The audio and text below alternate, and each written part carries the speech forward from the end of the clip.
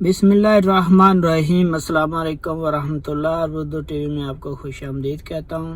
Saudi महकमा passport यानी कि जवाज़ात ने खरूज नहाई की जो शराइत है उसको अपडेट कर दिया है। तो खरूज नहाई यानी फाइनल एग्ज़िट की जो शराइत थी कि अगर आपके इकामा नंबर पे कोई ट्रैफिक वायलेशन था तो आपने उसको पे करना है, और गाड़ी वगैरह है तो आपने उसको ट्रांसफ़र करना है, उसके बाद आपका खरूज नहाई लग जाता था। लेकिन सऊदी जवाज़ात ने खरूज नहाई की जो शराइत है उसको अपडेट कर दिया है। खरूज नहाई को लिंक कर दिया है बेल्स पेमेंट होती है उसके साथ। अगर आपने इंटरनेट का बिल पे करना है तो पहले आप बिल पे करेंगे, उसके बाद खरूज नहाई लगेगा।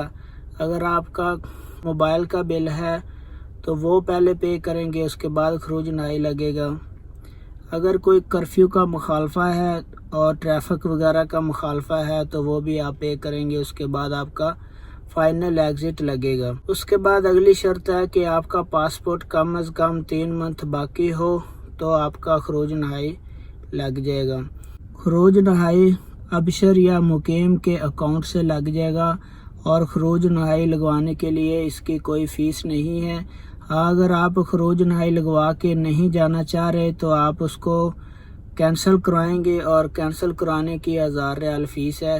अगर आप खरूज नहाई कैंसिल करवाएंगे तो उसकी 1000 रियाल फ़ीस है। अगर खरूज नहाई लगवाना चाहते हैं तो आपका इकामा बाकी हो, इकामा एक्सपायर ना हो तो खरूज नहाई लग जाता है, लेकिन उस पर कोई फ़ीस नहीं होती। तो फ्रेंड, ये आम अपडेट थी जवाज़ात की तरफ से।